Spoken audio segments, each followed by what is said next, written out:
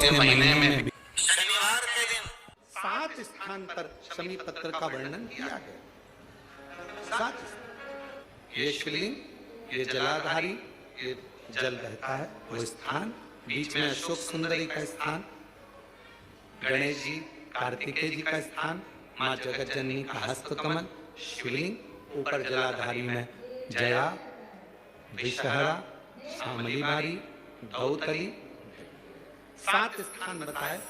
पहला स्थान अशोक सुंदरी का स्थान, द्वितीय स्थान भगवान श्री गणेश जी महाराज का स्थान, जहां गणेश जी का स्थान है सीधे भाग में, उस तृतीय स्थान मां पार्वती जी का हस्त कमल, चतुर्थ स्थान भगवान शंकर का शिवलिंग, चौथा स्थान, पांचवा स्थान नंदी का उठा हुआ चरण, जो नंदी का पांव उठा हुआ रहता है एक आगे वाला, पांचवा स्थान, और 2 शमी पत्र भगवान शंकर के सम्मुख में से अपनी कामना कर 3 बार पंचाक्षर मंत्र का या श्री शिवाय नमस्तुभ्यं का स्मरण कर वो शमी पत्र भगवान शंकर के शिवलिंग पर फिर समर्पित कर दिया जाए। अगर ये 7 शमी पत्र समर्पित कर एक बेलपत्र शिव जी को समर्पित करा जाता है तो धीरे धीरे कैसा भी बड़े से बड़ा रोग हो वो धीरे धीरे कटना प्रारंभ हो जाता है। एक बेलपत्र में इतना बल होता है कि 64 योनियां, 33 कोटि देवताओं की धर्म पत्नियां, देवियां, 64 योगियां, देवियां, सारी सिद्धियां, निधियां, सब बेलपत्र के इस पत्ते के दोनों पत्ते और पत्ते के बीच में जो डंडी होती है, जो बची हुई जगह होती है, सारी निधि, सारी सिद्धि और सारी देवियों का स्थान होता है। जब हम एक बेलपत्र को दिल से अपनी कामना कर देवाधिदेव महादेव को ये शिवलिंग जलाधारी ये जल देता है, तो बेलपत्र समर्पित करते हैं। दक्षिण में बैठकर जब डंडी का मुख उत्तर की ओर कर बेलपत्र अपने मन से कामना कर शिवलिंग पर समर्पित करते हैं, तो ऐसी कोई कामना नहीं जो मेरा महादेव पूरी ना कर रहा। मान लो बहुत बड़ा रोग हमारी जिंदगी में आ गया, बहुत बड़ी बीमारी हमारी जिंदगी में आ गई, डॉक्टर की दवाई भी ले रहे हो, इलाज भी करवा रहे हो, जांचें भी करवा रहे हो, सब कुछ कर रहे हो, सब कुछ, उसके बाद भी यदि आराम नहीं लग रहा, उसके बाद भी अगर हमको हमारे शरीर में आराम नहीं लग रहा, तो फिर हम क्या करें? तब 2 लोटा जल लीजिए, 5 बेलपत्री शिव जी पर चढ़ा दीजिए और जल की धार दोनों हाथों से धीरे धीरे कुंदकेश्वर महादेव का नाम लेकर जल की धार चढ़ाना प्रारंभ करें। एक बेलपत्र और शिव जी पे चढ़ा हुआ जल लेकर आ जाइए। जल को सुबह पी लीजिए, बेलपत्र को प्रदोष काल के समय पर चबा चबा कर खाना प्रारंभ कर लीजिए, दवाई लगना चालू हो जाएगी, शरीर को आराम लगना प्रारंभ। जब घर से निकलो तो काम जरूर कर निकलो। पहला, घर में जो भगवान का मंदिर है, घर में जो भगवान का देव स्थान है, देवालय है, शिवालय है, उसको नमन करो, प्रणाम करो, विनय करो। दूसरा, घर से निकलते समय अपने घर का जो बुजुर्ग हैं, अपने घर के जो बड़े हैं, उनको नमन करो, उनको प्रणाम। एक परमात्मा का साथ और दूसरा घर के बुजुर्गों का आशीर्वाद हमारे साथ चलता है तो निश्चित है उसका फल हमको मिलता जरूर है। कहीं विघ्न में हम पड़ गए हैं, विघ्न में हम घिर गए हों, पड़ गए हों, तो उस विघ्न से निकलने के लिए घर के बुजुर्गों का आशीर्वाद और महादेव की कृपा, ये दोनों ही हमारे लिए। कौन सी तिथि? अरे बोले जन के शुक्ल पक्ष की द्वितीया चंद्रमा का दर्शन करना चाहिए, और शुक्ल पक्ष के द्वितीया चंद्रमा का दर्शन कर प्रदोष काल के समय पर, कौन सा काल? शाम के समय। प्रदोष काल मालूम है सबको? सूर्य जब डूबता है उसके 45 मिनट पहले से सूर्य डूब जाए उसके 45 मिनट बाद।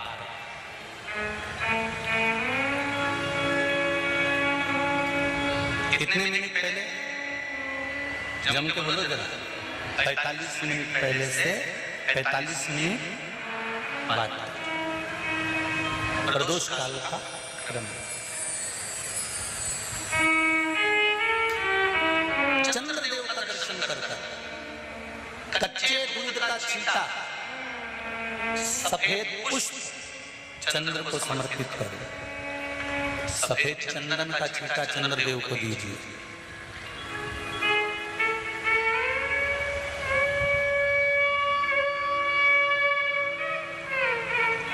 और चंद्रदेव को छींटा देने के बाद जो दूध है उसका छींटा अपने तन पर लीजिए। सफेद चंदन थोड़ा सा अपने शरीर पर लगा लीजिए।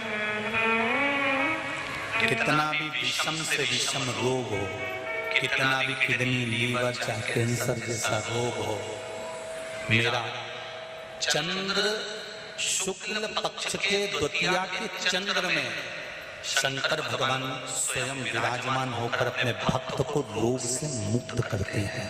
द्वितीया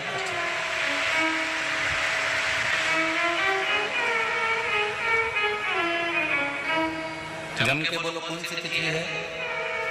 शुक्ल पक्ष के द्वितीया तिथि का चंद्र का दर्शन व्यक्ति को जीवन का सुख देता है। जिसकी आंखों में तकलीफ हो, श्रवण शक्ति में तकलीफ हो, बोलने में, मुख में तकलीफ उत्पन्न होती हो, भारी से भारी हो, पहले भी कथा में कहे आज फिर कहते हैं, जिसकी लीवर, किडनी, जिसकी काया बेकार हो रही हो, चमड़ी सफेद पड़ रही हो, काले काले छत्ते पड़ रहे हो, सोरायसिस जैसी बीमारी हो गई हो, कैंसर जैसा रोग हो गया हो, बड़े से बड़ा रोग, अगर किडनी लीवर कितना भी बेकार से बेकार हो गया, डैमेज से डैमेज हो गया, उसको शुक्ल पक्ष के द्वितीया चंद्रमा का दर्शन करना चाहिए। दूध जो शुक्ल पक्ष की दूध आते हैं ना, द्वितीया, शंकर भगवान के फोटो का दर्शन करा आप लोगों ने? बोलो तो जम के कराया ना सबने। शंकर भगवान के चित्र का दर्शन करिए, शंकर भगवान के फोटो का दर्शन करिए, शंकर भगवान की मूर्ति का दर्शन करिए।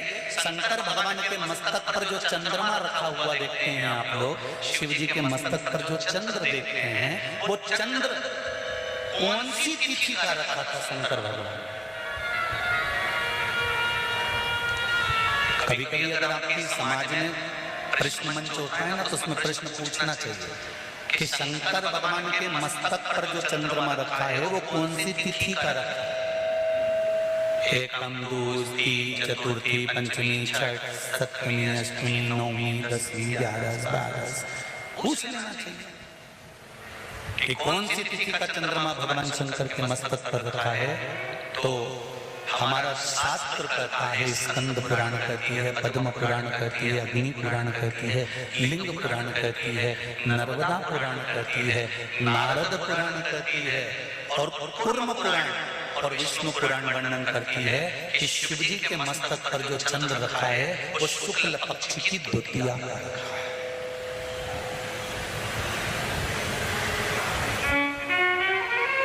कैलेंडर किस किसके घर में? जिसके घर में कैलेंडर या पंचांग, आज ही घर जाकर देखना, कैलेंडर को पलट कर देखना, शुक्ल पक्ष की द्वितीया तिथि जैसे ही देखोगे उसमें लिखा होता है चंद्र दर्शन। लिखा होता है कि नहीं होता? अरे बोलो तो लीजिए, लिखा होता है ना। शुक्ल पक्ष की द्वितीया तिथि देखोगे तो उसमें लिखा होता है चंद्र दर्शन।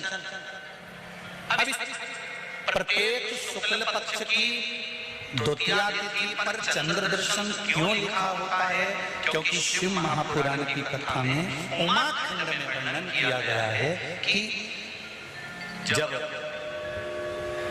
चंद्रदेव को दक्ष प्रजापति का श्राप लग गया, चंद्र तुम मेरी एक पुत्री के प्रति स्नेह रखते हो और बाकी की पुत्रियों की ओर तुम देखते तक नहीं। बाकी की पुत्रियों की ओर तुम देखते तक नहीं हो। चंद्र, हे चंद्र,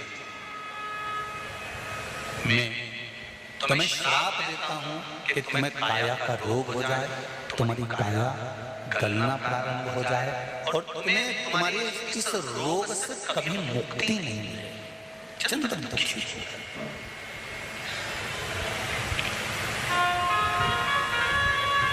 ऐसा नहीं है कि चंद्रदेव कहीं गए नहीं, चंद्रदेव सब जगह गए। भगवान विष्णु के पास भी गए, भगवान ब्रह्मा जी के पास भी गए, इंद्रदेव के पास भी गए। सब जगह घूमने के बाद भी चंद्रदेव को जब सुख का भान नहीं हुआ, तब देवऋषि नारद के पास पहुंचे। जब जीवन में बहुत दुख आकर खड़ा हो जाए और उस दुख का कहीं निवारण न मिले, तो कोई सतगुरु की शरण चले जाओ।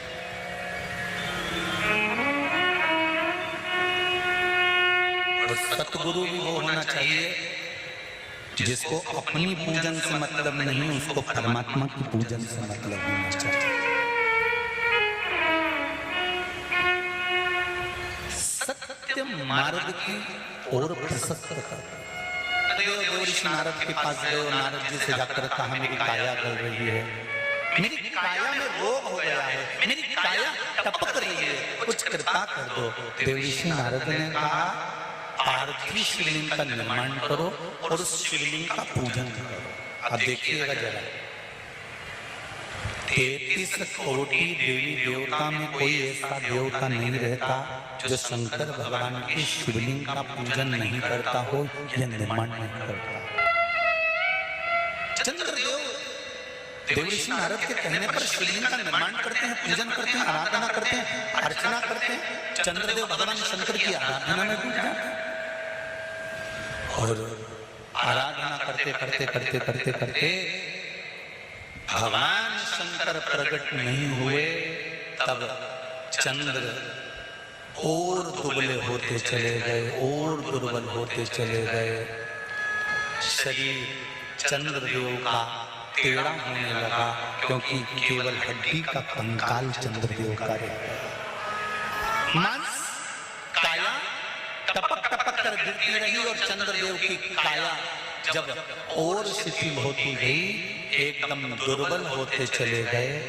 सारे पूरे महीने में चंद्र की स्थिति देखना और शुक्ल पक्ष के द्वितीया तिथि के चंद्र की स्थिति देखना। शुक्ल पक्ष का द्वितीया का जो चंद्रमा होता है वो एकदम पतला, कमजोर और वक्रीय, दूसरे चंद्रमा के एकदम पतला, कमजोर, दुर्बल, वक्रीय सा नजर आता है। तब चंद्रदेव को देखा भगवान शंकर ने और लगा कि अब इसके प्राण रहने वाले नहीं। तब भगवान शंकर दौड़कर उस शिवलिंग में से प्रकट हो जाते हैं, चंद्र की काया ठीक कर देते हैं। तो चंद्र कहता है आप कृपा करो। भगवान ने उसी चंद्र को, द्वितीया के चंद्र को अपने मस्तक पर धारण कर लिया और द्वितीया के चंद्र को मस्तक पर धारण कर भगवान शंकर ने कह दिया कि सुनो चंद्रदेव, आज शुक्ल पक्ष की द्वितीया तिथि है, जिस दिन मैंने आपको अपने मस्तक पर धारण करा है। जो भी शुक्ल पक्ष की द्वितीया तिथि को चंद्र का दर्शन करेगा, उसकी जिंदगी में कभी रोग से वो ग्रसित नहीं होगा। शुक्ल पक्ष की द्वितीया तिथि को भगवान शंकर ने चंद्रदेव को अपने मस्तक पर धारण करा। तो शंकर भगवान ने कह दिया सुनो चंद्रदेव, आज शुक्ल पक्ष की द्वितीया तिथि को मैंने आपको अपने मस्तक पर धारण करा है। संसार में रहने वाला, मृत्यु लोक में रहने वाला, चाहे देव लोक में रहने वाला, चाहे जिस लोक में वो निवास कर रहा है, अगर शुक्ल पक्ष के द्वितीया तिथि के चंद्रमा का दर्शन करेगा तो वो रोग से मुक्त रहेगा। अब हमारे अच्छी अच्छी तिथियां भी हैं, कैलेंडर तक में लिखा हुआ है कि चंद्र दर्शन। अब उसके बाद भी लोग चंद्र दर्शन नहीं करें तो फिर उनका भाग्य रहता है। पंचांग में लिखा है कि चंद्र दर्शन, बोलो सही है कि गलत है? उसका पंचांग में लिखा है कि चंद्र दर्शन, शुक्ल पक्ष की द्वितीया तिथि चंद्र दर्शन। मान लो कोई व्यापार, कोई दुकान, कोई फैक्ट्री आपकी ठीक नहीं चल रही है, आप ठेला लगा रहे हो, सब्जी की दुकान लगा रहे हो, कोई दुकान खोल कर बैठे हो, कोई फैक्ट्री लगा कर बैठे हो, कोई व्यापार कर रहे हो और उस व्यापार में तुम्हें आनंद नहीं आ रहा, बहुत तकलीफ चल रही है, बहुत तकलीफ, सब कुछ करके देख लिया पर वो तकलीफ मिटी नहीं रही। तो थोड़े दिन, थोड़े समय किसी भी शंकर के मंदिर में बटकेश्वर महादेव के नाम से एक बेलपत्र चढ़ाने का तरीका जरा समझ लेंगे। आप अगर जिस दिशा में खड़े हो, अगर आप शंकर के शिवलिंग के इधर हो तो बेलपत्री का डंडी का मुख आपकी ओर होना चाहिए। आप इधर हो तो डंडी का मुख उधर हो, आप उधर हो तो डंडी का मुख उधर हो, आप इधर हैं तो डंडी का मुख इधर हो। बटकेश्वर महादेव के नाम से शंकर जी के मंदिर में एक बेलपत्री पर डंडी का मुख अपनी ओर होना चाहिए। जो डंडी है इसका मुख अपनी ओर। बटकेश्वर महादेव के नाम से एक बेलपत्र शंकर भगवान को समर्पित करो बटकेश्वर महादेव के नाम से। और बेलपत्र चढ़ाने के बाद में जो तुम्हारे कलश में जो जले, लोटे में जो जले, वो 7 बार, लोटे का जल 7 बार, 7 बार का मतलब है अलग से लोटा भरना नहीं है, 7 बार उसी लोटे का जल जब बेलपत्र डंडी समय समर्पित कर दे, 7 बार उस लोटे के जल को 7 बार बटकेश्वर महादेव का नाम लेकर अपनी मन की कामना कर बाबा से विनती करते हुए कि बाबा मेरी ये छोटी सी अर्ज स्वीकार करके 7 बार उस जल को चढ़ाओ। लगातार कम से कम आप 15 से 20 दिन तक लगातार बटकेश्वर महादेव के नाम से चढ़ाओगे। ऐसी कोई दुकान और फैक्ट्री नहीं तो चले नहीं और आगे बढ़े नहीं और काम समझे। बटकेश्वर महादेव, भगवान शंकर का ये नाम, भगवान शिव का ये स्तुति, भगवान शंकर का ये नाम बटकेश्वर महादेव। स्वयं भगवान शंकर ब्रह्मा जी का जब सिर कटकर बड़का पेड़ बन जाता है, उस पेड़ के नीचे, वृक्ष के नीचे शंकर भगवान शिव जी उसके नीचे विराजमान हो जाते हैं। उसी का नाम बटकेश्वर महादेव पड़ा। बटकेश्वर,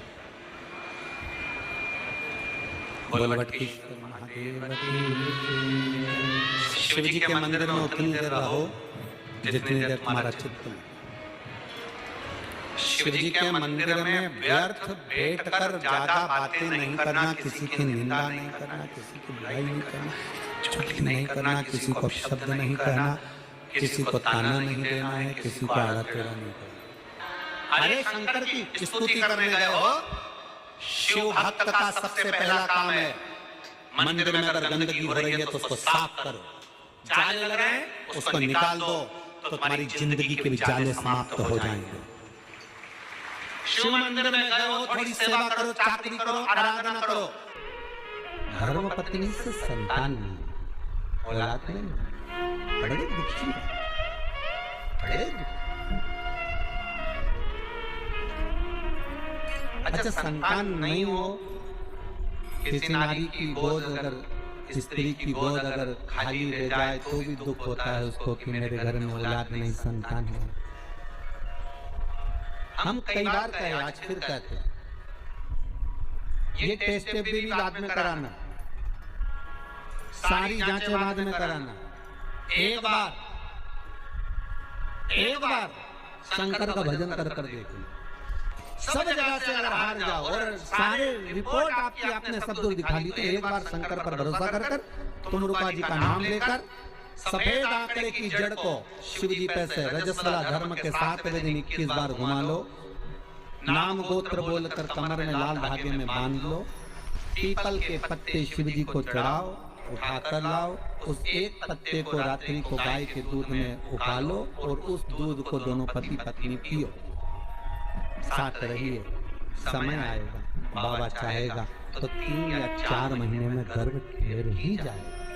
सारे डॉक्टर को दिखा लिया अपनी जगह, टेस्ट भी करवा लिया अपनी जगह, पर एक बार प्रयोग और वो विश्वास रखकर करना पड़ेगा। शंकर पर जो भी कार्य कर रहे हो आप, जो उपाय कर रहे हो आप, शिव का स्मरण कर, भगवान पर अगर विश्वास रखोगे, भरोसो दृढ़ इन चरणन कहो, श्री वल्लभ नक्षत्र छटा बिन सब जगमाहि अंधेरो। अगर भरोसा है तो शंकर है, और भरोसा विश्वास लेकर अगर आए हो तो काम तो होगा। ये लोग काशी से आए हुए हैं, विश्वास लेकर ही तो आए होंगे कि हम जाएंगे शंकर की कथा में तो बाबा कृपा जरूर करेगा। कई लोग यहाँ पर बैठे हुए जो विश्वास लेकर आए हुए हैं, दूर दूर से आए हुए हैं, केवल विश्वास लेकर कि भगवान कृपा करेगा किसी न किसी रूप में, मुझे विश्वास है कि बाबा मेरी सुनेगा।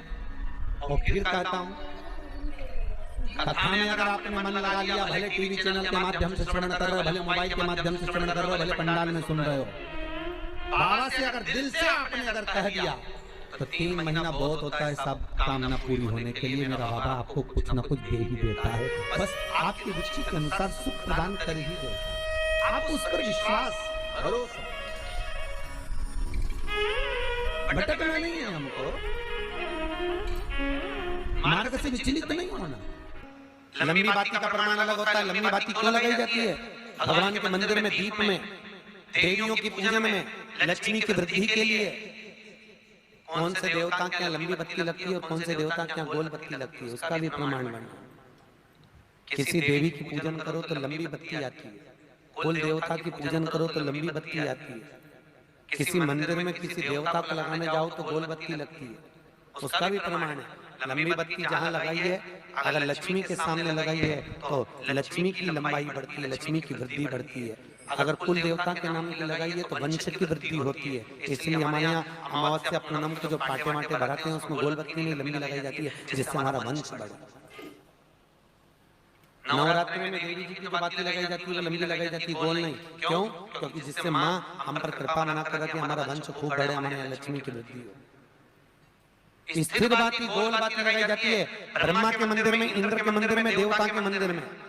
तुलसी के सम्मुख में लंबी बाती नहीं लगती, तुलसी के सम्मुख में गोल बाती लगाई जाती है महाराज, जिससे स्थिरता का भाव केंद्रित हो। स्थिरता भाव,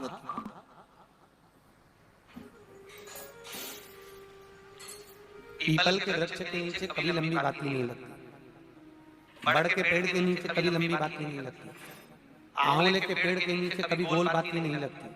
आंवले के वृक्ष के नीचे लंबी बाती लगना चाहिए, धन की वृद्धि, सुख समृद्धि। तुलसी के पौधे के नीचे लंबी नहीं लगती, गोल बाती लगती। बातियों का भी परिमाण।